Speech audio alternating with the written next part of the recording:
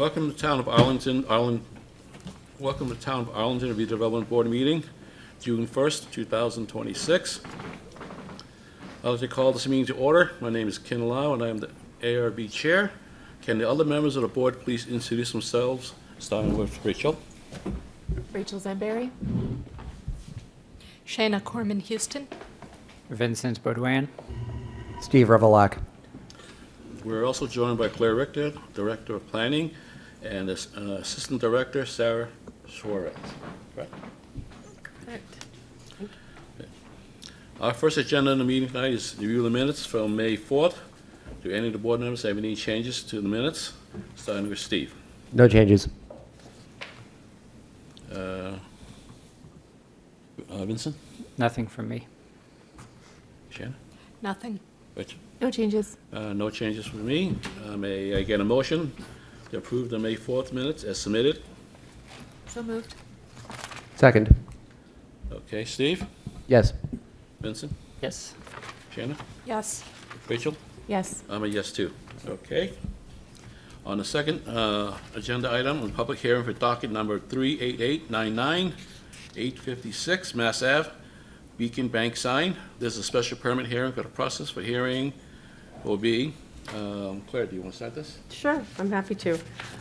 So this is an application by 864 Mass Ave LLC, asking to open a special permit related to signage at 864 Mass Ave. They would like to change the signage from Brookline Bank to Beacon Bank is the new branding. This is sort of an interesting one. On May 10th, 2011, the ZBA approved a special permit, their docket number 3425, to allow the signage as it exists today on the building with a 39, almost 40 square foot wall sign on the building parapet, and other, other signage that you can see here in the memo that's been provided. I believe they are looking to just replace, as I said, replace the existing signage with new branding. But given that since 2011, there have been changes to the sign code, sign permit, and jurisdiction of special permit granting authority, I thought it was important that the board take a look at this. Thank you, Claire. I have one quick question. What is the ZBA approving for signage? They don't have any purview to this. Was there a variance asked of them? I believe in, oh, go ahead. Do you have the information? So in 2011, Sarah Suarez, Assistant Director of Planning. In 2011, there was an existing freestanding sign, pole sign, more on the corner of the lot. And when Brookline Bank came in, the ZBA was the sign permit authority at the time. So they applied to the ZBA to add the wall sign that's kind of curved up on the top of the building, and they also moved the freestanding sign from the corner of Churchill and Mass Ave to the entrance of the driveway off of Mass Ave. So the ZBA granted authority for both signs. All right, thank you very much. Thank you, sir. Why don't we start with you, Rachel? Do you have any comments on this? None at this time. But none at this time. Okay. Oh, sorry, I skipped ahead. Do you guys want to make a presentation for what you want to propose here? Thank you. Sorry, it's been a while.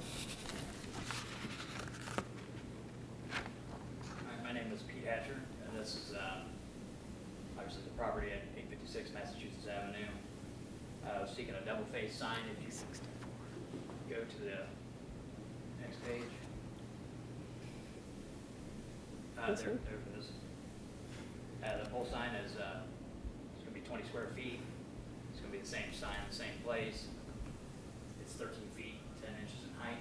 And it's just going to have a face change on the drive-up teller, which is 5.1 square foot. So that's just a face replacement. And on the next page is measurements of the sign, and then the next one is the measurements also of the drive-up teller. As I said, that was just a face replacement. And on the next page It's 28 square foot. The old sign was 43.52 square foot, so this is a reduction of 15.52 square feet. In total, for these signs, excluding the drive-up teller reface, is 48 square foot down from 63.52 square foot. So it's a lot smaller, and as you can see with the Beacon Bank sign, it's a lot more legible and readable than it was with the original sign that wrapped around quite a bit further because it was quite a bit bigger. This is an existing nonconformity and an existing special permit. So the proposal is to continue the use of the same signs that were previously approved under the special permit with the new bank name. This proposal does result in a reduction to the existing nonconformity, as I said, by reducing the overall square footage from 63.52 down to 48 square feet. The wall sign background and freestanding sign will be painted to assist in the aesthetics of the name change and give the sign a desirable, updated, refreshed look. The wall sign square footage will be reduced from the 43.52 to 28 square feet. And the freestanding sign dimensions of 20 square foot are to remain the same. The freestanding sign itself will not be relocated and will not create undue traffic congestion or unduly impair pedestrian safety. Bank signage is essential to public convenience and welfare. And consistency of the brand throughout the region is important when transit guests are trying to make sure that they are in a familiar financial institution. This sign provides consistent branding and adequate lighting as needed for the safety of patrons. The use of code-compliant monument signage would obstruct the view of motorists within the parking lot. Frontage that exists here, there's really no place to put a monument sign and comply with the site triangle and visibility requirements. The continued use of the previous special permit is the most effective way for Beacon Bank to take its place in your community. And I would also say that if they were to relocate the sign, comply with the visibility requirements, they would lose parking spaces, which is not appropriate. Or the sign will be placed in the middle of the parking lot to comply with the 25-foot visibility requirement of the sign ordinance. Monument signs obstruct the line of sight, whereas the existing sign structure is slender and allows you to see around it. And the pole cover eliminates the appearance of a pole sign, so the existing sign is more like a monument-style sign. And it also allows patrons to turn safely into the parking lot from Massachusetts Avenue, and motorists traveling from Churchill Avenue will use the wall signage. So pedestrians will use the wall signage and motorists will use the ground signage, as that's the natural subconscious way of using signage to navigate. And I'll answer any questions you might have for me. Thank you very much. Thank you. Now we start with Rachel here. Do you have any questions? Not for the applicant, but when we have discussion around the board. Thank you. Shanna? Just a couple of things. Could you confirm the dimensions of the wall sign, specifically the the wall horizontal? sign? Yep, specifically horizontal. I could find the vertical, but I wasn't able to find the horizontal. I may have just overlooked them. Oh, the horizontal of it is 2 foot by 4 and 3/4 inches. It's got to be wider than that. What's that? It's got to be wider than that. Oh, you're Sorry, talking about the the length. total width? That's right. Okay, the total width is 18 feet, 2 inches. And since it is a significant reduction and less of a wraparound than previously, are you removing what is currently essentially the background of the Brookline Bank sign and putting up a background piece that fits the Beacon Bank lettering more appropriately, or is that sort of wrap structure remaining? I believe the wrap structure is remaining. And it's just it's being spruced up and it's just the lettering Yeah, that's it'll be changing? evened out, you know. Yep. Okay. All right, thanks. I had nothing further. Thank you. Vincent? Yeah, thank you for coming in to present, and I didn't have any comments or complaints. Thank you. Steve? Yeah, one quick question. The cabinet sign on the pole, you're just refacing it and painting it? With the drive-up teller? Yeah, right. Okay, that's all I have. Thank you. Thank you. I do have one question that's sort of not quite associated with signage, but yes, it is, but not. Since you're rebranding this because you're changing from Brookline Bank to Beacon Bank, there's a certain color scheme already on the building already. Are you guys going to be changing that color scheme to match better what Beacon Bank is? The color scheme on the building?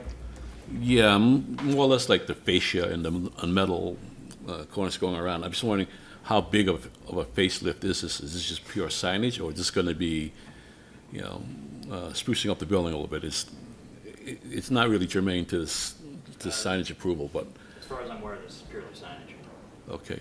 Is anyone here from the bank want to comment on that, or no? No one's here from the bank? Okay. Then I'm going to return it back to our board here, seeing no questions. I'm going to open it to the public. Are there any public comments? Seeing there's no public comment, I'm going to close open public comment, and we open it back to the board to talk amongst ourselves. You want to start, Rachel? Sure. One of the things as a board that we've been trying to do when some of these items come up for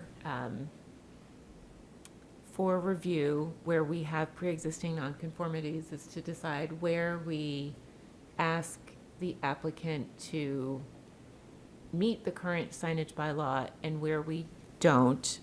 I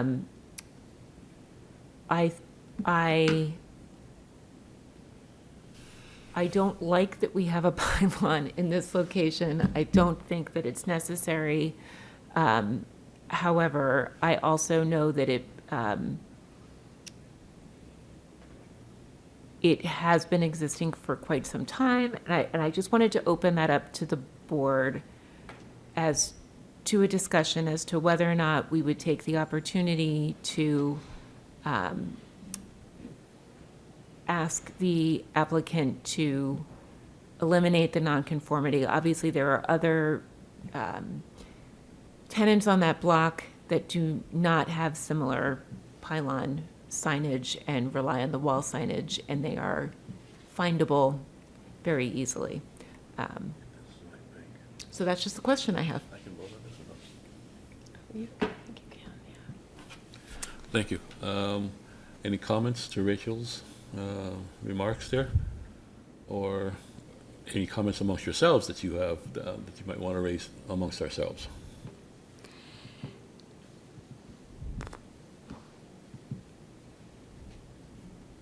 So, sorry. So,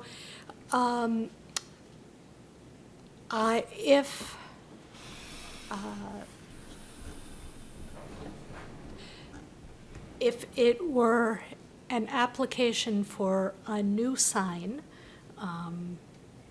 it would clearly be in violation of it would clearly not be permitted by the bylaw, and I think that would be pretty straightforward, given that there was a special permit granted for this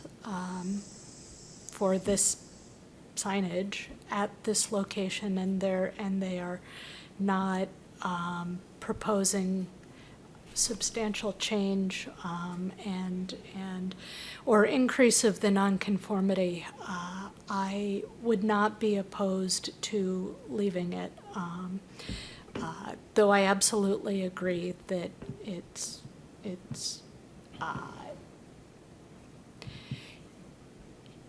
if this were a new condition, it would not be appropriate. It is only that it is a pre-existing condition. Okay. Vincent, do you have any comments, or your? Yeah, no, I thought Rachel's question was great. If this were something were happening all up and down Mass Ave, I would have more of an objection, but as an existing oddity, I think it adds some liveliness and diversity to the street, and I don't have any objections to it. Steve? Yeah, as far as some of the sign permits we hear, the signs are of questionable provenance. Questionable as in, whether they were actually permitted or not, but here there is a clear permitting history.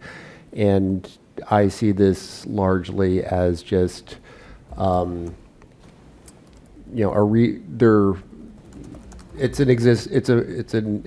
a pre-existing nonconformity. They're maintaining the nonconformity, but just essentially swapping out signs with generally smaller ones, smaller on the building, and it looks like about the same size on the pylon. I have no objections. Okay. I'm in concurrence there. I think this is a pre-existing non-compliant, and I think continuing this is not a detriment to what's there right now. So I'm okay with it as is. Can I just add one? I think the point that Shayna made, that the nonconformance was permitted, is an important note, just for the record, because I know that many times we see non-permitted, non-conforming signage. Correct. And I just wanted to say that I appreciated that point that you made. So This thank does you. give it more leg to stand on. So can I get a motion? Motion to approve the signage as submitted, which includes a continuation of the existing signage nonconformance. Thank you. I have a second? Friendly amendment? Yes. Also a finding that the continued nonconformity is not substantially more detrimental to the neighborhood. Sure. It's a good amendment. Do I get a second to that? Second. Steve? Yes. Vince? Yes. Shannon? Yes. Rachel? Yes. I'm a yes, too. Congratulations. Thank you very much. Thank you. Thank you.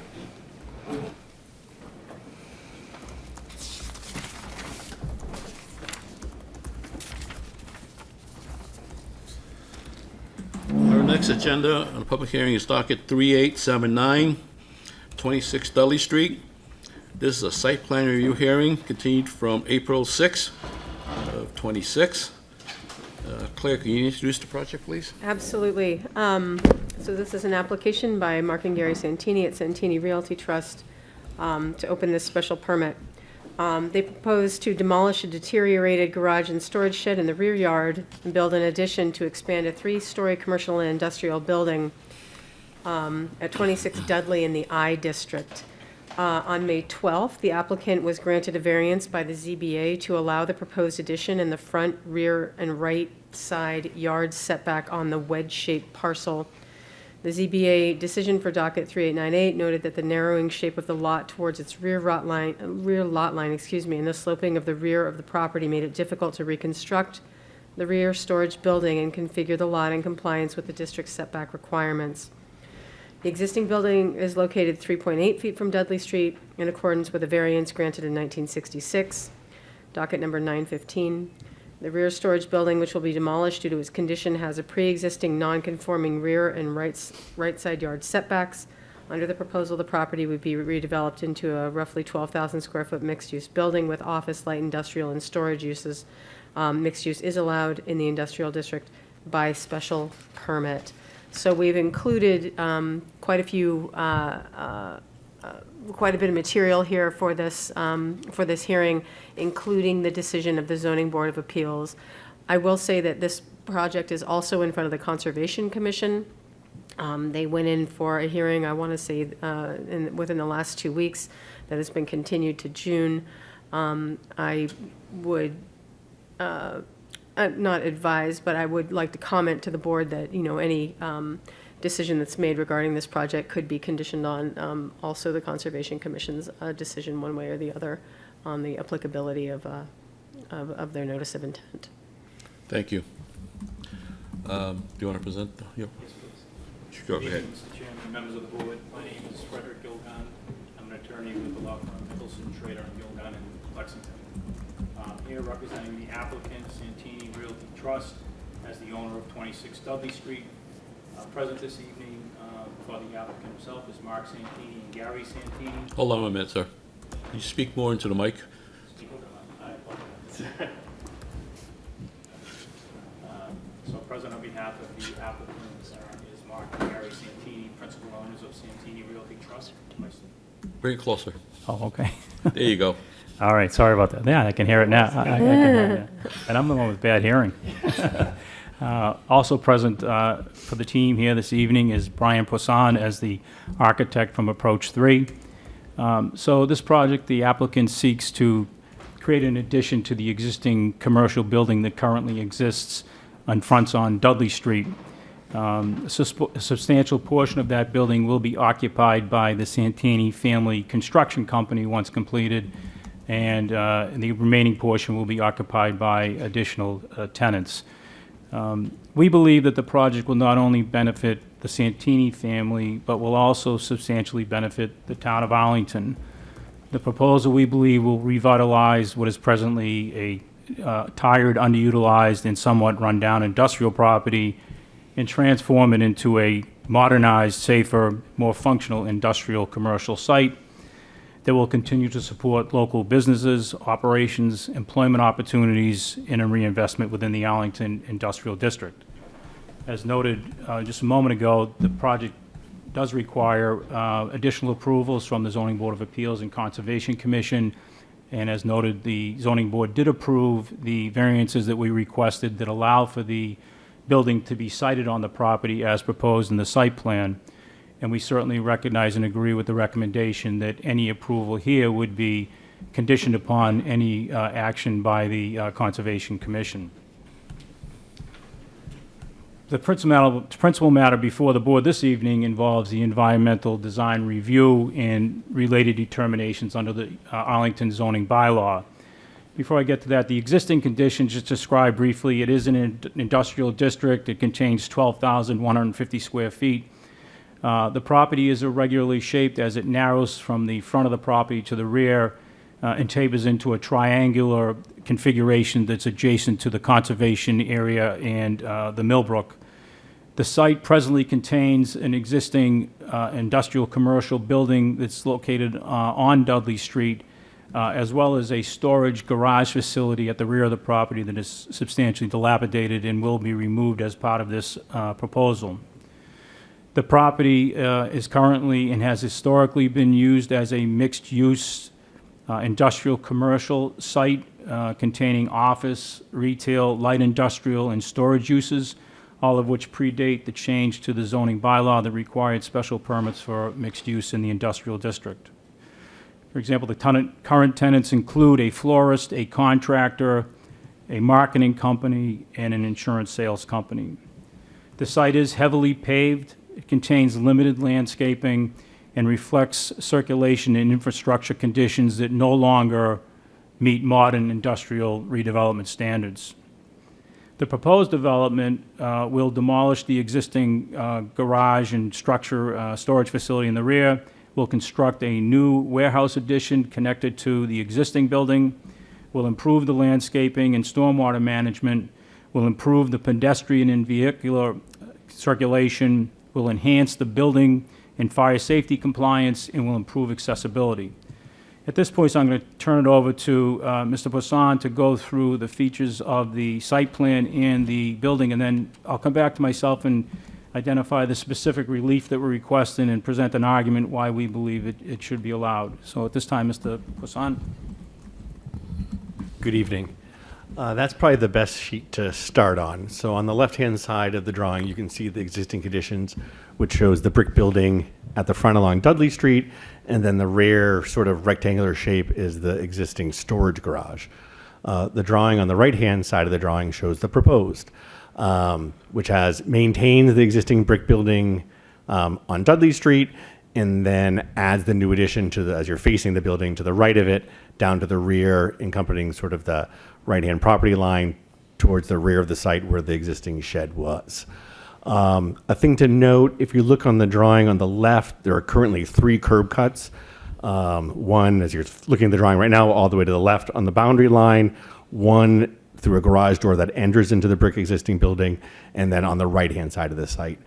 In the proposed site plan, we are reducing that to just a single curb cut on the right-hand side of the property, which is going to allow us to maintain a better circulation within our own parking area, and as well as reestablish some parking spaces along the street, which will come up later. So if you want to flip to the next page, this shows both the landscape plan and the parking and circulation plan on the site. So once again, a single curb cut, if you're looking at the drawing on the left, that leads into the parking area. So we'll have parking up against the property line, as well as within the new addition. And then the right-hand drawing shows the new landscaping at the front of the building, up on the sort of right-hand corner, which will also become our snow storage area, and then at the rear, where the dumpster is going to be located adjacent to the parking area. Then you can skip the next couple of sheets, are just details, which aren't all that exciting. That's showing sort of these are the demolition drawings showing the existing structure, and that we're demolishing the interior. So if you switch to sheet 80-202 and A100. So yeah, so there's the proposed, the A100 sheet. Shows the basement plan. I think you're up one more. Yep. So, our proposal does make the building significantly safer as we're providing 2 egress stairs, whereas before there was a single one and a fire escape, so that's coming off. We are adding an elevator so that the building is now fully accessible. We will be adding fire protection. So that's showing sort of the slab on grade. On the right-hand side of the plan, there's our mechanical area, a storage area. We're going to have an interior bike storage as well coming off that stair labeled number 2. If you go to the next drawing, so this is our proposed first floor plan, and this will be occupied by the Santinis and their company. So we are creating a new lobby coming off of Dudley Street that is significantly more transparent, with glazing coming off the street so that you can see into the lobby for both marketing purposes as well as for safety. So that will lead right into both the Santini office and into the common core. And then from there, you'll access the elevator to the upper stories. We're creating both a stair tower on the left and right-hand side of the existing masonry building for egress. And then there is an internal stair sort of in the center of the building that gets up from that brick, the main floor level down to the warehouse level. So that's the first floor. And then the next drawing will show the second floor. So the warehouse space in the rear is a double height space. So the second floor is only in the front of the existing masonry building, which is once again connected by the new elevator core and the stair towers. And then the next drawing is the third floor, which, if you remember, this whole brick building is existing. We're just gutting it and renovating on the interior. So that's the existing third floor with proposed flex space for tenants once again. And then down below will be the roof that you would see from the warehouse space below. The next drawing shows the roof configuration, and Fred will address the solar issues in part of his presentation, but we are proposing putting solar on the upper roof. The lower roof, there's 2 reasons why we're not proposing on the lower roof. One, it's most of the time it's in shadow, because if you guys recollect where the site is, it's adjacent to that huge self-storage facility. So on the rear of ours, it's causing a lot of shadow on that lower portion of that roof.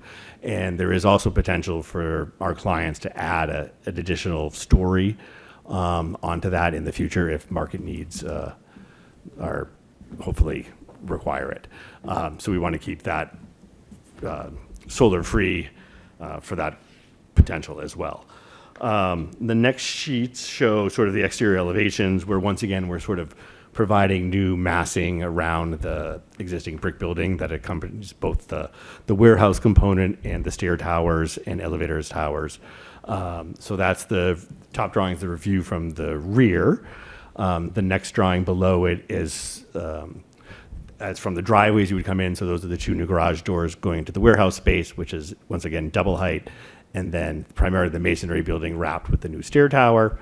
The next drawing is going to show the front elevation. So it's primarily the same, other than we are really punching the existing opening for where the entry doors are going into the lobby, and then sort of accentuating both on the left and right hand side the new stair towers with a different EIFS material. And then the drawing below will be the other side elevation. And that would be if you're standing at the storage facility looking towards our site. That's the elevation you would see there. So that gives you a sense of the massing of the building, the site plan, and what we're proposing. And then Fred can talk about sort of the impact statement. You're on minimal amount of time, so you can keep it short. Okay. Sorry, I didn't realize that. Yeah, so just speaking to the relief that we're requesting, certainly primarily we're looking for the special permit under the environmental design review. We're looking for a special permit to allow for the continued pre-existing non-conforming use of the property as a mixed use. There are several other design standards that are listed in the impact statement that we are seeking relief from, including the solar energy, as Brian just alluded to, and because of the reasons he suggested, we feel that we can appropriately address the solar by having on the taller building, but because of the impact of the structure, the neighboring structure, the trees surrounding the property, that it's not practical to have it required for the lower portion of the roof. We are seeking relief from the parking requirement. Our calculations determine that we would be required to have 18 parking spaces, and we are proposing 13. It should be noted that currently there are only 10 parking spaces on the site, and we will be increasing, adding 3 street parking spaces due to the closure of the curb cut. So in effect, we're at 16 parking spaces. So in addition, we're looking for relief from the drive aisle determination and surface area setbacks, again, due to the constraints imposed by this site and its irregular shape. It's not possible to meet those regulations, but that the proposed improvements are better the situation than it currently exists in terms of those two issues. Regarding the pavement shading, we feel that there is sufficient shading from the neighboring building, the neighboring trees, the trees that we will be planting on the site that adequately address that, and we're looking for relief from that regulation. And then as to the rain gardens, bioswales, and wetlands restoration, we'd ask for a determination that the project adequately addresses the stormwater management and the surface runoff without the need for having any of those implemented. We are going to install the underground feeds for the electric vehicle charging stations, so that would be available for future use. But ultimately, we believe that this project will be will not be substantially detrimental to the existing conditions of the neighborhood, but instead will be substantially beneficial to both the property, to the neighborhood, and to the town. Some of the things that will be addressed favorably, we believe, is the improved safety and code compliance, as mentioned by Mr. Poissant. There will be an upgrade in the current building codes, fire safety standards, accessibility requirements, energy code requirements. The project will also include the removal of outdated building elements, new compliant egress systems, improved lighting and visibility, safer pedestrian access. It will also provide for improved circulation and parking, as noted with the elimination of the curb cut and the increased parking on the street. Will there also be benefits to the environmental improvements because of the stormwater management plan, the installation of the infiltration system to address stormwater runoff, the additional shade trees, additional landscaped areas, There will also be an economic benefit to the community in that we'll retain an expanding local and industrial employment, support the longstanding Arlington business, Santini Construction, will improve an aging industrial property, enhance visual appearances on Dudley Street. And ultimately, we believe that all of those reasons support a finding that the relief can be granted in that the benefits of this project certainly allow a conclusion that it will not be substantially more detrimental to the neighborhood or to the existing conditions. So with that, we'd turn it over to you, Mr. Chairman. Stand prepared to answer questions that you may have. Thank you. Thank you very much. Why don't we start with Rachel? Sure. Thank you for bringing this forward and for your narrative. I found that very helpful in terms of running through the documentation that you provided. So I appreciate that. A couple of questions for you. I've gone through the list of findings that you're requesting. Let's start with ones that we haven't necessarily spoken to. So I think we'll get to the solar piece with the other board members. Do you have a solar study that you have completed that, my understanding is that you're requesting an exemption? We had submitted a shading. I saw this shading, but are you looking at exemption A, or there are 4 exemptions that are provided for the solar requirements in the bylaw in section 642. 6.4.2, yes, thank you. And what we would need you to do in order to grant relief is to identify which exemption you are requesting, and I assume it's A, and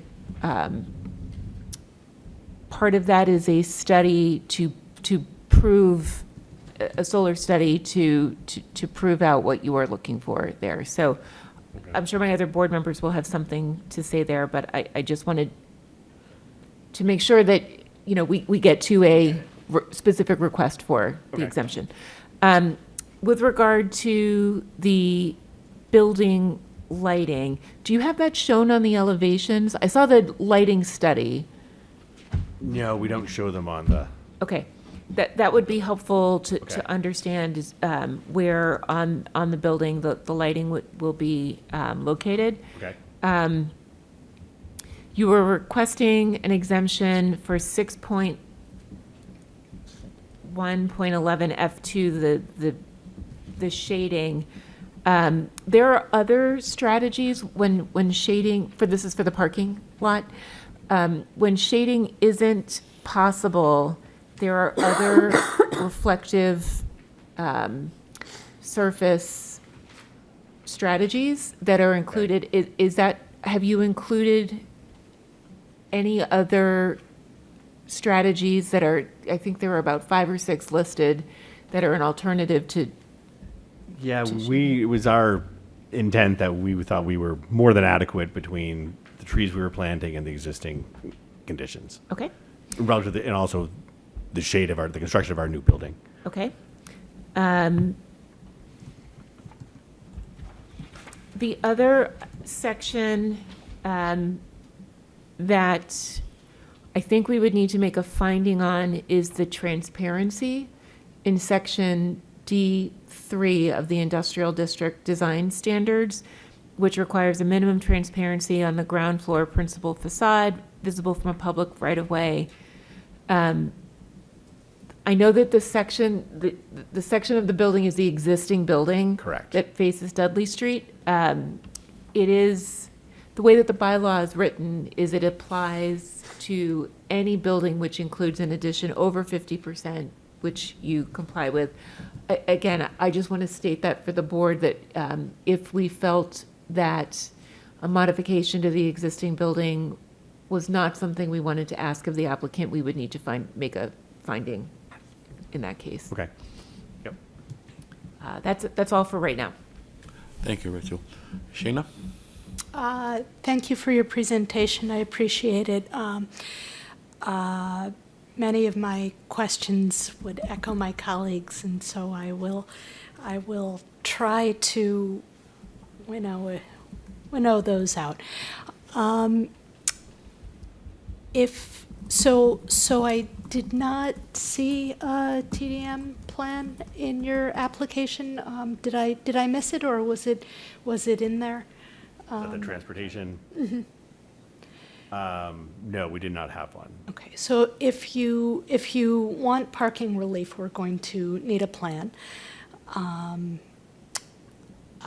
Yep, so, and then with the bike parking, can you provide some information about what racks you had in mind? What kind of bike racks you had in mind? I don't know that we have not selected the specific exterior ones or interior. I can show you where they're located on the plan. So if you go back to the site plan, it was in the upper right-hand corner, closest to the street, and then,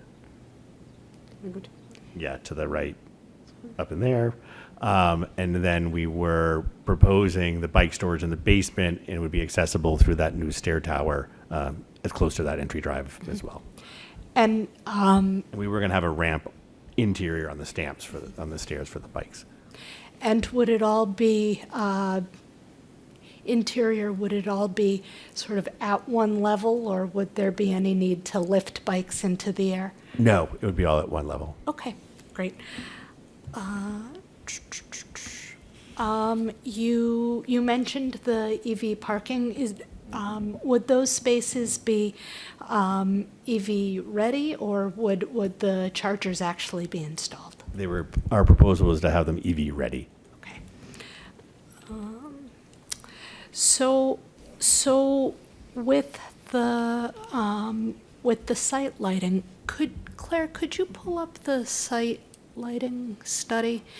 I'm hoping you can orient me. I got a little turned around when I was looking at this, and so I was hoping you could orient me to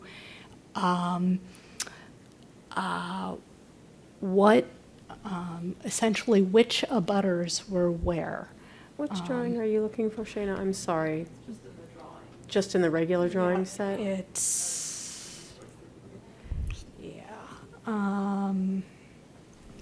Site plan, yeah, it's I right there. think That's it, it's on okay. page 5 of the, yep, that's There it it. is. So,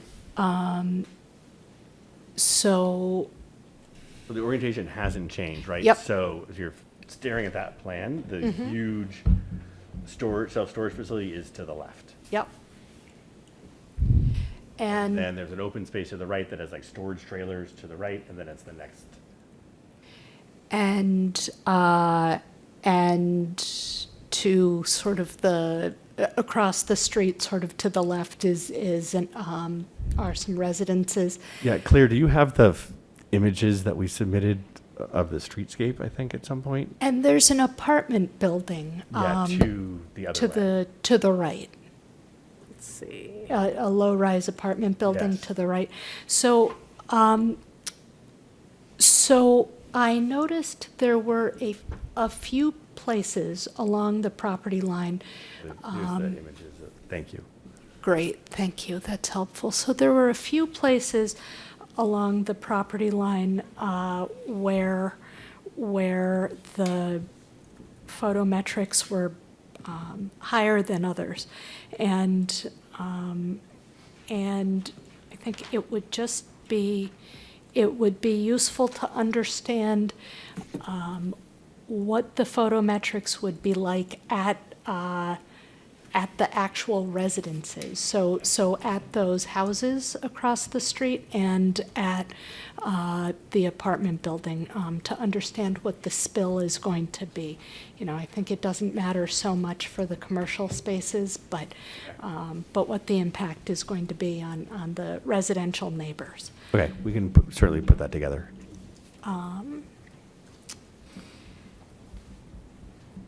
And And then my last question was about the snow. Do you know roughly the square footage of the snow storage area?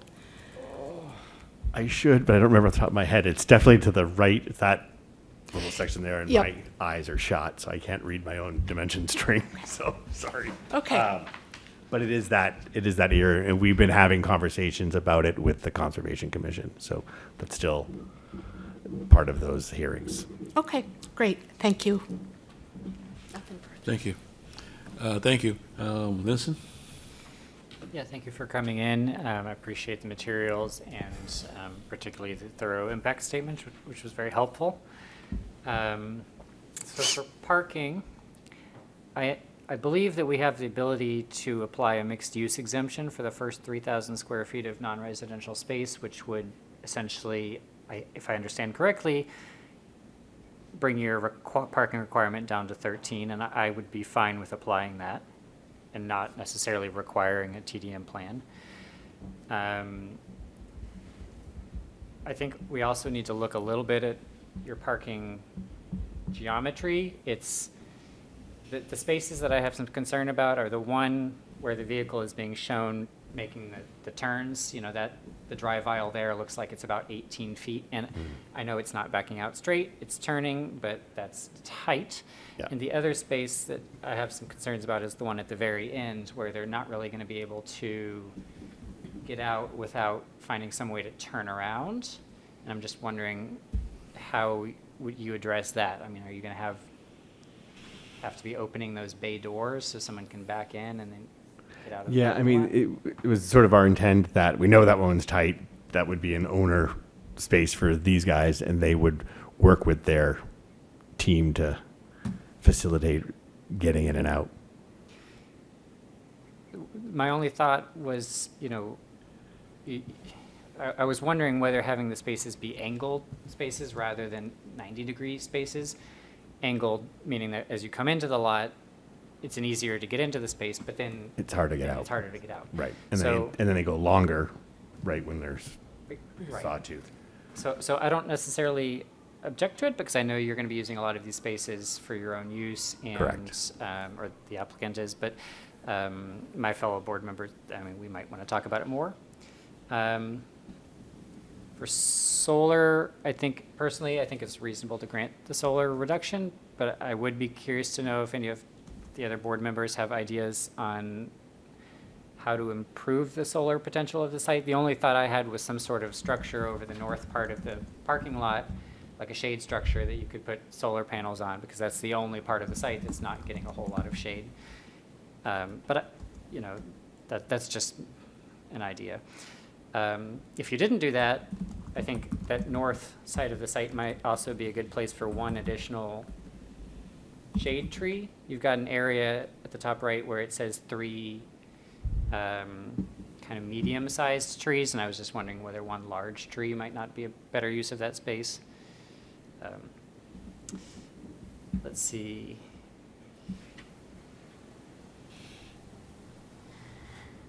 I think that's it for me. Yeah, thank you. Thank you, Vince. Steve? So most of my comments have already been addressed, but I have one which has not. So there are, you show 3 sort of ornamental street trees in front of the building along Dudley Street. And the sidewalk is pretty narrow there. One of the things that we could do, that we have the ability to do as a board, is to take contributions to the tree fund rather than requiring planting on site. Typically, this is done in cases where there just isn't space to do it, and it's tight there. it's a pretty narrow sidewalk. So I wanted to mention that for your consideration and for the rest of the board's consideration as well. Yeah, that's all I have. Thank you. Thank you, Steve. Well, I have a few other good questions. I would concur with Steve. I would recommend, if you could, not plant the 3 trees on the street there, because I don't think it's going to work. The sidewalk is really narrow there. and it'll make a person in a wheelchair extremely hard to get by with a tree grate there and everything else. But if there's other ways that we can alleviate that requirement, which Steve mentioned, I would definitely concur with what Rachel said about the solar, that we should do give us a plan showing that the trees and the buildings cast too much of a shadow to make solar panels work there. I would just get one of the solar companies to go out there and say, hey, look, here's our building. Prove that. Just ask them if you can put solar panels. You know what I'm doing. You know what I'm saying, okay? If we just have that documented with us, that would be really good, okay? One of my biggest concerns right now is you're doubling the size of this building, okay? And I want to see, have you guys considered how that is affecting your neighbors? The park that's across the back. I know when we approved the storage facility there, one of the biggest things we talked about is the view you see of that building from the park. There's the climbing apparatuses there, the walls, the tennis courts, all that stuff that's happening at that park. Have you guys actually taken a view? I mean, how much trees are you gonna cut down or not cut down so you're not gonna see it? I just want to see what you guys looked at, because if you're not cutting any of those trees down along that conservation land there, and it still blocks the view majority of the time, because I don't think they're year-round trees.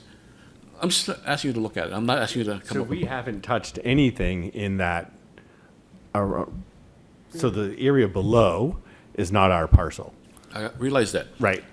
So that's all staying the same, and everything else is existing. So there is that existing storage shed at that rear of the site already. So we're essentially removing that, essentially replacing it and then connecting it to the existing building.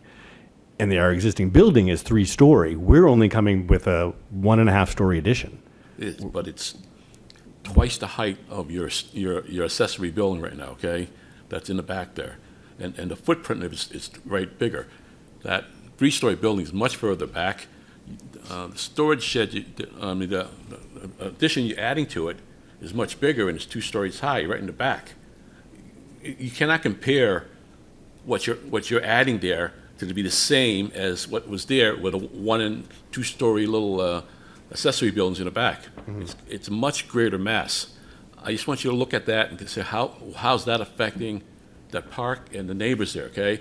I'm not going to argue about one way or the other, but I'm just saying you should just look at that and say, hey, the effect is minimal, or there's something there. Here's what we want to do about it.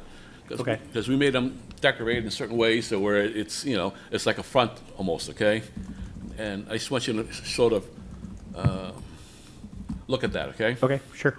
I do have some issues with the number of parking spaces you have there. I think we can give you some relief because it's a mixed-use building, and you get the numbers down. But the relief you're asking for is a reduction in the drive lane. I don't think you have enough there to make that work. All right, just on a good day, it may work. But what happens when it snows and you get piles of snow there and the cars are pushed much further back? You're not going to, I don't think 18 feet is enough to get trucks or pickup trucks around. I mean, this is an industrial site, so this is a warehouse. It's not going to be a little Geo Metro that's going to be parking there, okay? It's going to be good-sized trucks. Yeah, so we are at a disadvantage based upon the shape of the site, and I would bring to your attention that we are actually improving the existing driveway width. It's not up to the standard, but it is better than the existing condition when they're running around the building right now. Yeah, well, I'm going to have to ask the rest of the board members to see how they feel about that. Okay. I just don't. I don't feel that's enough of an improvement, okay, to make all those spaces count. All right, for now. Mm-hmm. All right. I also want to make clear, you already met with the ZBA, and they gave you a zoning variance for this new building, or you will be meeting with them? We met with them and have been approved. And they approved that since this is an accessory building that's non-conforming, that increasing the non-conformity they approved that variance. Yeah, they didn't do it based on nonconformity. They granted variances that allowed us to extend the building within the front yard setback that already exists as a nonconformity, as a variance, though. That was pursuant to a variance granted in 1960-something. Six. And then we were granted side and rear yard variances to allow for the structure to be situated as presented on this plan. So it wasn't based on nonconformities, it wasn't based on pre-existing nonconformities, these were variance grants. So it was based on a previous variance, and I would say we pitched it as a modification of the existing front variance, Okay. right? To allow it to be extended. Claire, is there a copy of that we can take a look at? What was granted, or It's- was it it's in there? It's in the package. In the package. Okay, maybe I just glanced over, okay.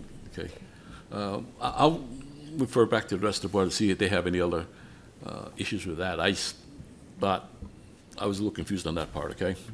And if I'm wrong, I apologize. I think that's all I have for now, for the additional comments. I'm going to open up the public and see if there's any public comment. Come on, Melissa. Seeing none, I'm going to close public comment and return it back for the board for discussions.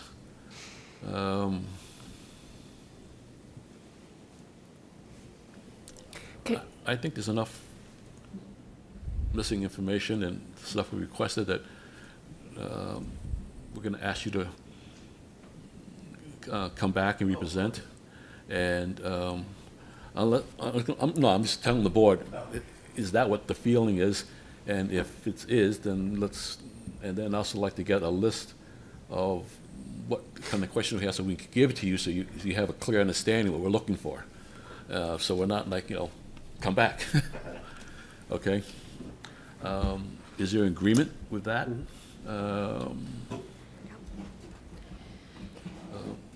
Can You wanna- I ask yeah. a question just on the parking? Sure. Would this be a good time, or do you want to? No, Okay. now is a good time to talk about it. Okay, in your narrative, I believe that you said that you had another site, off-site, where that you were going to make parking available. Was I misinterpreting that or misreading that? That was part of the impact statement that was submitted, and the Santini family does own other properties on Dudley Street, 60 Dudley Street, and I forget the storage facility, and we thought as far as, the opportunity might be there for them to juggle cars to that site if they were in a dire situation, but, So that's more of a dire situation. yeah, we didn't want to not- include that as a condition Okay. of any approval. I appreciate that. Yep. And the reason I wanted the clarification was there is a provision in the bylaw, if you have designated parking at an off-site, for us to look at that instead of a TDM, or, I agree with Ken, I think that those first couple of parking spots, the drive aisle is very narrow. And I was just trying to see if there was another creative way that we could reduce the parking on site and have it designated elsewhere in order for you to alleviate or address some of the concerns that have been brought up. Okay, so can I get a motion to continue this? So what would we be looking for in terms of additional materials? They would Well, be I want to list that Okay. after that motion, if that's okay. So before we do that, I actually, I'd love to make sure I'm clear on what the open issues are, if that's all right. fine. And then, Yep. so it sounded to me, and please jump in, it sounded to me like parking was an issue, and Vince had raised the question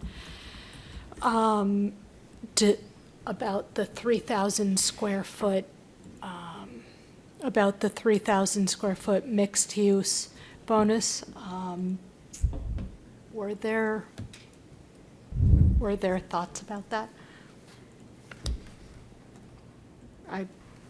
I was unsure about that. I don't know if I don't know what you mean by 3,000 square feet. so for a mixed use site, the first 3,000 square feet of space, I believe, is not counted towards your parking requirement. Section 6.1.10C, just to save everyone the time. Okay. I thought it was, if it's a mixed-use building, and if the commercial space was under 3,000 square feet, the parking wasn't required. Is that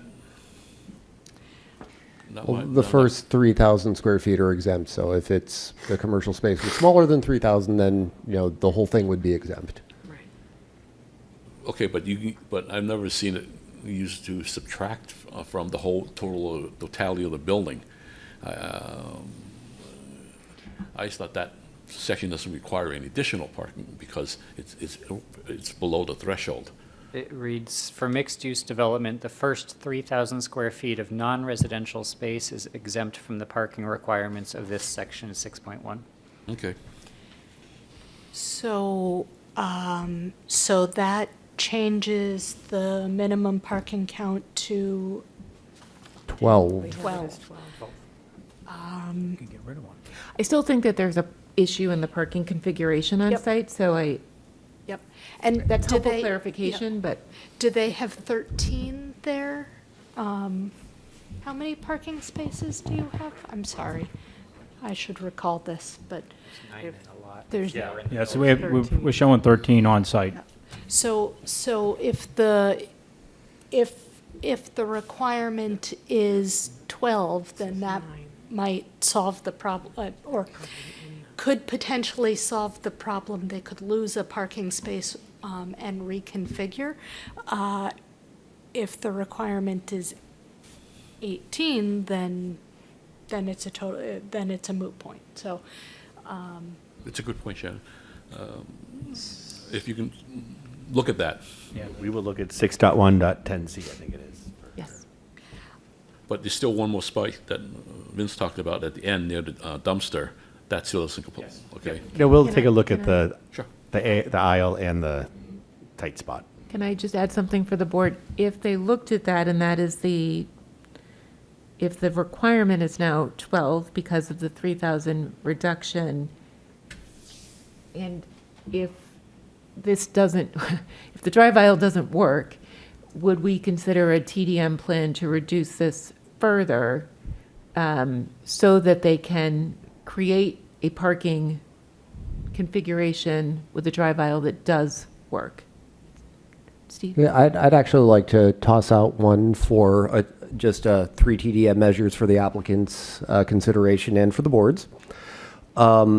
So one, there are a couple of, common corridors that have bathrooms. So if you could put a shower in one of those, that's a TDM measure.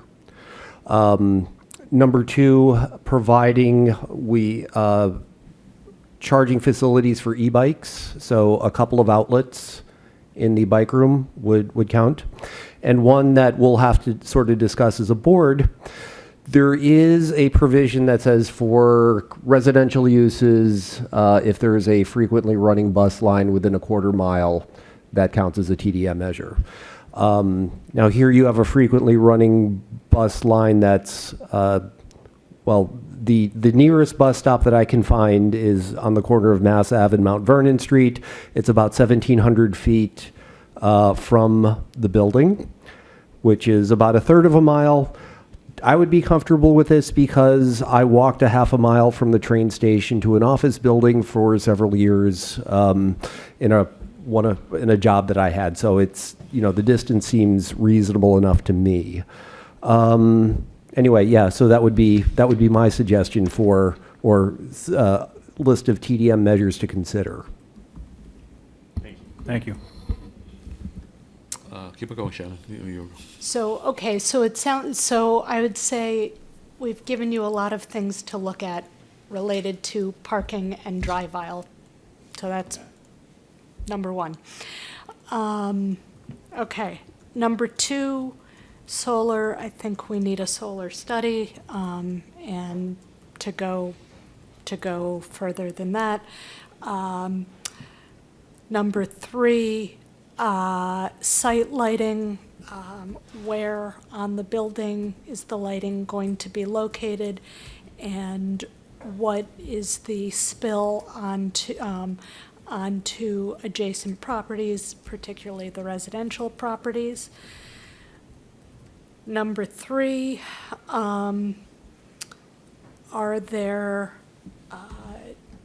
have you considered some of the other measures in the bylaw about cooling of impervious surfaces, if the board is not prepared to accept the trees and building as shading, and I don't think we've discussed whether we could discuss that now, though. Rachel was asking whether or not the applicant could provide just some additional proof of the quantity of shade. The shading plan as is, we can see it visually, but you're looking for something more quantitative? I think if the board is going to provide relief on that, it would be good for the applicant to provide information on how much of the, to provide that in terms of a calculation for how much of the pervious surface is shaded, and if it does not meet the requirement, to then look at the other strategies that are provided in the industrial Sure, of course. zone guidelines. And there are several other strategies, mixing light-colored aggregate into, things like that. You mentioned that Concom is looking at snow, and so if Concom is looking at it, I don't feel the need to look at it further. Can I ask another others do. question related to Yep. Concom? Are you also discussing the stormwater retention strategies in lieu of the rain garden, which was one of the findings you were Yes. asking? Yeah, that's all part of it. So, so I feel like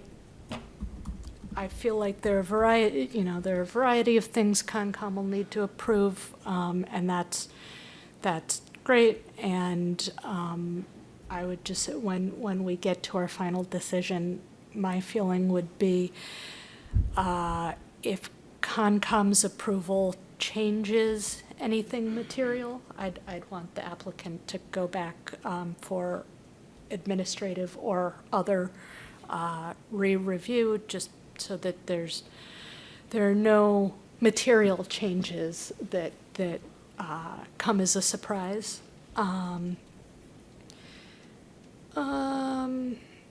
Trees. The last thing on my list, and I'm probably missing some, are trees, whether the sidewalk is appropriate for trees, or there's another location appropriate for trees, or, yeah. One more comment. One more. Yes.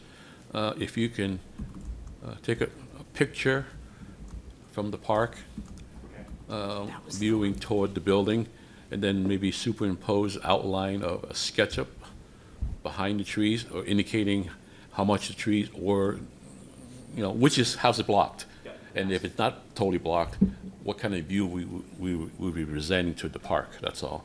So, and if you might include some colors or banding or whatever, so it doesn't look like a big-ass box. That's essentially what we're trying to, Steve? I took a walk in Wellington Park yesterday to try to get a view of the outside. There's a lot of deciduous trees, and it is difficult to see the outline of the building from the park, at least this time of year. In winter, that's probably a different story, but Yes. yeah, it would. Yeah, I'm in agreement with you, yes. Yeah, It was very hard for me to see your building through the trees. It's pretty dense there, okay?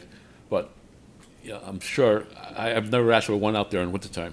I've never played tennis out there in the winter, so I don't I can't say. Vince, do you have anything else to add?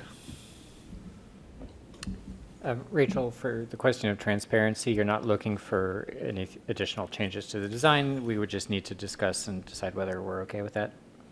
Yes, that's the question I was proposing to the board. Does the board feel comfortable, given that the portion of the building that faces the public right-of-way is the existing building, with creating a finding that provides relief to 5.6.2 D3, which has the 50% transparency requirement? So if the board is in agreement with that, there would be nothing required of the applicant, but if the board disagreed with that, then we should let them know. Personally, I think that requirement is intended for more pedestrian streets, and I don't see why we would apply it here. But I'm okay with that, too. And it looks like you're not making really substantial exterior modifications to the facade. No, just that entry piece. I agree. Can I add one Sure. other question? Would the board want to see a material sample board at the next hearing? I would like to see indications of, you're proposing an EFS building, okay? I've done millions and millions of square feet of EFS, okay? It's basically a rigid insulation with a thick paint on it, okay? I would prefer if you could think of something a little bit different on the lower levels, like, the first 8, 10 feet, or put some sort of panza mesh there or some sort of reinforcing there, saying that we have taken this because, you lean against it, it creates a little dent, or, it just makes the building old fast, if you know what I'm saying. Yep, okay. And just indicate that on your elevations, how you want to treat that, the EFS, because you have quite a bit of it. Okay, sure, thank you. Anything else? Do we have a motion to, So the next date we could look at is July 6th. would that work for you, or you need more time? I'm away that day. It works for Do you want to go? Yeah, I'm on, You're on vacation, it's okay. We can give you the next date. Yeah, the next date is July 20th. I can do July 20th. Okay? Yeah. July 20th would be great. Thank you. Great. Okay. So, do I get a motion? So moved. Okay, a second? Second? Steve? Yes. Vince? Yes. Shannon? Yes. Rachel? Yes. I'm a yes, too. Thank you very much. Thank you for your comments, appreciate it. Yep. Thank you for such a thorough package.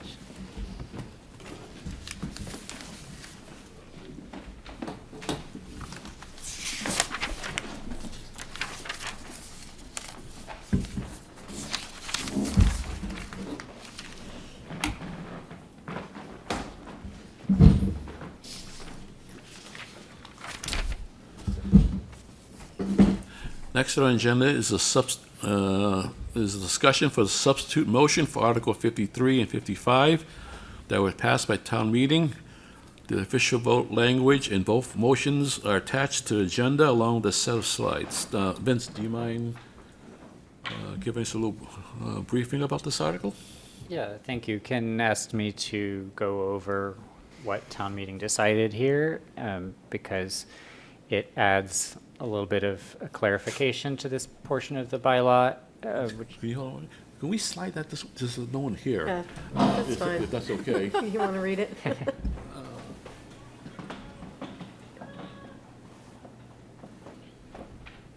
Just take that side a little more toward us. and- That one, yeah. I mean, this one back. Okay. That good for you guys? Yep. Okay. So this was Article 53 at town meeting.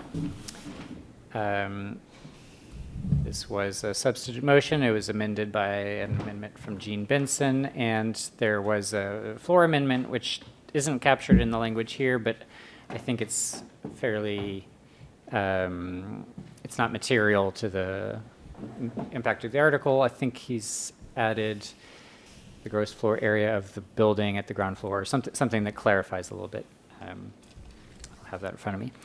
Here, I do. Oh, Steve's got it. So the actual vote language, yeah, it just clarifies that the commercial space shall be no less than 50%. So it adds the words commercial space, I think. So let's go to the next slide. I'm going to break down the two things that this is doing. So first of all, and this is the project that I'm going to be using to illustrate. This is an example building. I showed a similar slide at town meeting. So this building it's a mixed-use building in an MBTA communities, Mass Ave or Broadway district. It's got 4 floors of residential, over 1 floor, which includes commercial, a residential entry, and some parking spaces partially located under the floors above. Next slide. So the first thing that Article 53, it says 52, but it's 53. The first thing that it does is explains how the board should calculate the denominator when we're looking at the 60% commercial space bonus. So rather than just saying it's the ground floor at street level, it clarifies that it's the gross floor area of the ground floor. And our bylaw addresses gross floor area in a couple of places. There's a definition, and then there's a section 5.3.21, which explains what's included, what's excluded, and notably excluded from the definition of gross floor area are areas used for accessory parking. So those parking spaces, for example, which are located under the building but are not the primary use of the building, those would be excluded. So next slide, please. So this just zooms in on the first floor to explain that if there's 3,000 square feet of commercial and 2,000 square feet of residential, that's 5,000 square feet of gross floor area. And there's probably subtleties that this is not capturing, but that would be the denominator of the 60% calculation. And so the commercial space being 3,000 square feet divided by 5,000, that gives you 60%. This is a project that would qualify for the bonus. And additionally, we have this 80% requirement that it's 80% of the frontage, so I had to make sure that my yellow area there was 80% of the front of the building. Next slide, please. The second thing Article 53 did, though, is add a kind of a backstop to make sure that if the ground floor area becomes significantly smaller than the floors above, because, for example, they're adding more and more podium parking under the building, the commercial space does not continue to get smaller proportionally. And so that language says, but shall in no case be less than 50% of the total area covered by a structure's perimeter, projected onto the ground plane, including cantilevered portions, excluding roof edges and balconies that overhang an exterior wall. And that was essentially Mr. Benson's definition. Next slide, please. So we're looking at the exact same ground floor here. The second step that an applicant would have to do once they determine that they'd met the 60% threshold is check that the commercial space meets this backstop requirement. And so they would take the 3,000 square feet, they would look at the ground floor area, including the outline of the floors above, which is a total of 6,000 square feet. 3,000 divided by 6,000 is 50%, so this project would qualify. Next slide, please. But if you were to increase the parking area, for example, we're using 50% of the building footprint here for parking, then if the commercial space were to shrink down to 1,800 square feet, that would be 30% of the total footprint, and so it's no longer meeting the new requirement, even though that commercial space is 60% of the ground floor area, the gross area. And I think that's the last slide. Is there one more? No, I think that's That's it. Could I ask a few questions? Of course. Okay, when you say the upper floor is projected down, all right, that's including the cornices and anything that comes out there, so it's actually bigger. As it's worded, it just says it excludes roof edges. So I would think cornices, we could say would not be counted. Okay, I'm talking amongst Yeah. us as in a very facetious way here, but I just want to make sure we're all on the same understanding here, so, My understanding of this is you're looking at the exterior walls of the floors above. okay, and then, when we're also calculating the ground floor area, right? Let's say there's pilasters and the windows go further in, and so we're following the outline of the building, right? So if the storefront's set in a couple of feet, because there's piers all along the bottom, that then is, you don't go by outside a pier straight all across, right? You actually follow the contours of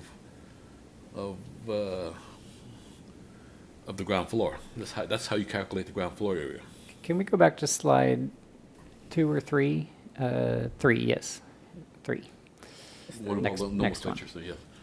With all this stuff, okay. So gross floor area, this is a good question, and I think we're going to need to get this straight. Gross floor area, we define it as the areas of the building measured from the interior faces of exterior walls. So that brings up an interesting question of the pilasters and so on. The interior face of the exterior wall would presumably be exclusive of pilasters and anything like that. It's the line of space that you can walk around in, but it would not include any interior partitions or anything like that. Like you wouldn't subtract the area of any interior partitions or anything like that. Is that the same way that the rest of the board reads? Okay. I'm going to ask these questions, and I'll make sure we're all, so there's no confusion here, because, and people thinking that, oh, we're just interpreting things. All right. Helpful. All right. I think those were 2 questions I interrupted. You want to keep on going, or you done? No? Any other questions? Are there, yeah. So, does you ladies have any questions? Because you see it first. I think we're pretty clear on it. I think again, as Sue Vince was saying, the pilaster conversation is interesting, and measuring from the interior wall, is that how we've all agreed we're going to measure from the interior wall? Yeah, based on what- Okay, Well, all right. yeah, for a long time it was from the exterior face of exterior walls, but because of accessory dwelling units and the state's definition, we changed it to interior. Interior, Yeah. okay. So, and then stairs, all that stuff, and then if there's a split between commercial space and, say, the lobby space, and there's a wall there, we just take the middle of that wall that separates the two. That's in there. Probably the most important thing we could do is to ensure that when applicants come in, that they're providing some kind of a diagram that shows their interpretation of what is the gross floor area and what is the commercial area, so that we don't have to have a kind of uninformed debate about it at every board meeting. All right. That'd be great. Just want to get this once and for all settled. Yeah. All right. Thank you for taking the time to do this, Vince. I Thank appreciate you. it. Yeah, Yeah. happy to. Okay, our next agenda item is discuss scheduling for potential joint working session with the Affordable Housing Overlay District Committee. We had told that we would set aside some time, maybe a retreat, to go over some site selections that we want to go over. They had submitted a bunch of sites. We submitted back a bunch of comments to them. And I think we should set up a meeting where it's more interactive back and forth when we talk about this. And I was wondering, A, does the board want to do that? And B, what is a good time for us to do that? Any comments or any yes, or no, you don't want to talk because no, we don't want to meet with these guys, or yes, let's meet with them and let's set up a time sometime in June or July. I think August is mainly a month off, right? August, you currently have 1 meeting scheduled. Okay. Don't have to. Well, absolutely, yeah, it's a great idea. Yes. Steve? Yeah, I think when we were working on the MBTA communities zoning proposal, the working group typically held, most of our meetings were working sessions. So there were people watching and observing and that sort of thing. But it was just, a discussion among committee members and staff and consultants. I think a working session with the Affordable Housing Overlay District Committee, even if it takes place during one of our meetings. We don't have to have a hearing. It's not a hearing. It's just, we talk to them, they talk to us, and the public is welcome to sit and watch. I think that would be a fine, Well, I really want to show maps of the areas they want to talk about, and then maybe do some Google Maps and show different things, so we walk around and see what the actual things are, and people have a chance to look at it, walk around. It's just so, because these things can make a big change, and I don't want to take this lightly. So it seems that we're in agreement. Do we want to talk to them at some time meeting in June or July?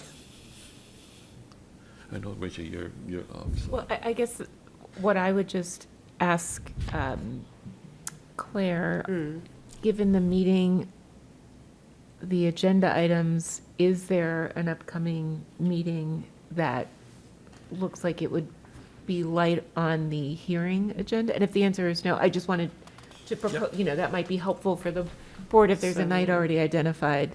July 6th is currently open. I have the 20th, we just continued 26 Dudley, and there's a potential other hearing that evening. And then we did only schedule one meeting in August, which we do or don't need to keep. We could keep that on as this working session, or, however people think. So I would say July 6th, if we can get the Housing Overlay District Committee in here, and if not then potentially August 10th. And then after that, we're in September, and your next meeting is the 14th. Is it okay that we just have a working session and not have, I'm not saying excluding the public, but we just don't have this kind of formal setup where we're sending back and forth. We can sit around a round table and we talk about, Right. try to actually discuss things and go back and forth. You could even do two parts to the meeting if you needed to do any formal items. We could. You, Okay. you're the chair, you can set up the room any So- way you want. I'm asking what people want. Yeah, That sounds great to me. yeah. Okay, well, we do that then, okay? That sounds great. I think, You wanna- sounds like the board is generally in agreement that we'd like to do this working session. Staff will reach out to the Affordable Housing Overlay Districts Committee to see when is a good time for them, with your meeting schedule in mind. And if there's an alternate day or something, then I will throw that out as a poll to you all. Maybe they can't meet on a Monday, what about a Wednesday or something like that? And I'm happy to share that information with you all. I also like to include the staff along Oh, with, sure. not just the committee and us. We'll be there. It's a partnership, okay? Sure. You guys are just important. Well, I'm on the committee, so I'll be there either way. All right, And I'm on this board, so there we go. all right. We're- The next agenda is discuss the summer meeting schedule. You want to go over that, Claire? Sure, so I just kind of briefly went over it a little bit. It looks to me like where we are currently is on the 15th, we have two hearings scheduled, the 15th of June. And Farina Roofing is coming back to discuss their storefront in the Heights. Currently, we have nothing scheduled on July 6th, but definitely one hearing and potentially a second hearing on July 20th. We have nothing scheduled for August 10th. I think that was sort of a placeholder, sort of a just in case we needed an August meeting, but that's up to the board whether or not you'd like to. I mean, it makes a really long gap to go from July 20th to September 14th, but, if that's where the board would like to move, then, that's fine. Steve? So if we have a periodic, Sorry about that. Sometimes we have discussed regarding transportation demand management plans, where occasionally we've collectively asked ourselves, well, okay, if providing additional bicycle storage is a TDM measure, additional beyond what's already required, how much should it be? I think I seem to remember a feeling that this would be something that would be best worked out outside of the context of a hearing. So I think maybe formalizing some of the broad TDM statements might be a reasonable summer activity. Okay. Okay. Also, we do have another summer retreat coming up, right? Or is it in the end of the year? It's, we have had it later in like November. We've had it a little bit earlier in October. We could have it even earlier than that, if that makes sense. Generally, we talk about potential warrant articles for town meeting, other goals for the board for the next year. Why don't we hold off on that? Hold off on that one? Scheduling that right now. Okay. Till we at least get the new member. Yeah, yes, that's a good idea. And then, okay. Shannon, you Right. wanna say? I'd like to ask the interest and ability of folks to go back to 7:30 PM meetings. Yeah, I was gonna say that at the new meetings, but yeah, I'm okay with that, but let's run with the board, rest of the board wants. I'm flexible right now. I used to be, 7:30 was hard for me because, it was easy for me because I couldn't make 7. Yeah. So, You have a problem with that, Steve? I am equally comfortable with either time. Vince? 7:30 is slightly better for me. Okay, I'm assuming 7:30 is good for you, Shannon. 7:30 is preferable, but great. And you, Rachel? 7:30 is preferable. Okay. Can we Fantastic. move all meetings? Just said back to 7:30. Set it back to Sure. 7:30? Yeah. Okay. Okay, good point. Anything else on this joint meeting? We're going to try to schedule something. We'll figure out more details as we learn more about it, but for now, and everybody seems to be okay with the summer board schedule right now, Are we on the summer board schedule, or are we on the joint meeting? Sort of, The it's summer kind of board blended to schedule. both, but So yes. for the summer board schedule, and I should have mentioned this when we had the previous hearing, but I'm out of the country from July 19th through August 9th. Okay. So I think that has me just missing one meeting, but that's the July 20th meeting. All Where we right. just scheduled the continued hearing, and I should have mentioned that. That's fine. Rachel? As long as you have your fourth, We have the person on the board at that point, Yeah, yes. okay, great. The replacement, yep. That's it? Okay. Open forum is next on our, anybody that wants to speak? Seeing none, close open forum. New business? Claire? I have no new business at this time. Sarah? Got nothing. Okay. Steve?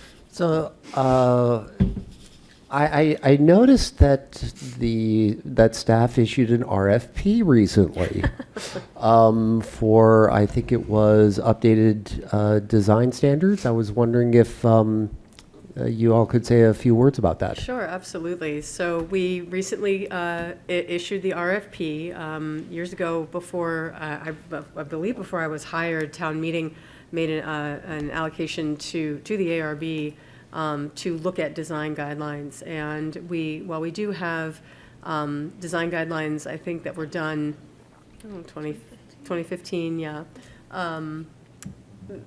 It's high time that they were updated, and so we to get this out before the end of the fiscal year, we issued the development design guidelines RFP, looking for a design firm to help us update and expand the existing design guidelines, especially as they pertain to mixed use, and a little more specifically, mixed use as it is in the multifamily overlays. And commercial. As well as commercial, yes. We do have it's an update of the commercial design guidelines. Yes, that okay. we have. Yep. Yeah, that was talked about when I first started. Yeah, Okay. That answer your Thank you. question? Yes. great. Any other new business? Let me just ask, now that we have a new comprehensive plan and we're all amped up and ready to go, it seems to me like we could have a discussion of some of the things we might want to implement, some of the priorities of the board. And I know we have a retreat in the fall, but that seems like a long way to wait to have an initial conversation. Could we schedule something to just kind of review some of the short-term action items and start talking about what the board might work on? Would that be of Yes. interest? Perhaps on August 10th, when we're talking about TDM plans. TDM stuff, yeah. Yeah. Okay, Sounds good? that will work. Okay. Shannon? Nothing. Rachel? I think while you're in scheduling mode, the only thing that I would add to that, Ken, I know that at one point you were looking at when the redevelopment board and the select board might have another joint meeting, and I think especially since the comprehensive plan, which, by the way, congratulations on that being Thank you. adopted and the great process that led to that conclusion. There were several things, I think, in the short-term strategies that the select board should at least be aware of, if not part of the conversation, specifically around things like the Russell Common lot redevelopment and other areas that actually have significant potential revenue positive implications for the town. So that's something we typically try and do once a year to meet with the select board. So I just wanted to make sure if we're in scheduling mode that that's You want to something. take a take a stab at look that, Claire? Yeah, I will, I think when the last time we did it, we managed to get them in September early, and we'll aim for that again, if that works. Yeah, I wouldn't mind getting a full A full meeting or a full committee. yeah, it's my intention to have a full committee at that point too. We'll as we move through that process. So, and I can give you an update on that. There's a little new business. We've received a few applications for the upcoming open seat. Jim and I will be doing interviews this month and hoping to get someone seated by the July 6th meeting. Okay. Yep. Thank you. Sure. Seeing no more open business, I get a motion to adjourn. So moved. Second? Second. Steve? Yes. Vince? Yes. Shannon? Yes. Rachel? Yes. I'm a yes too. Thank you very much.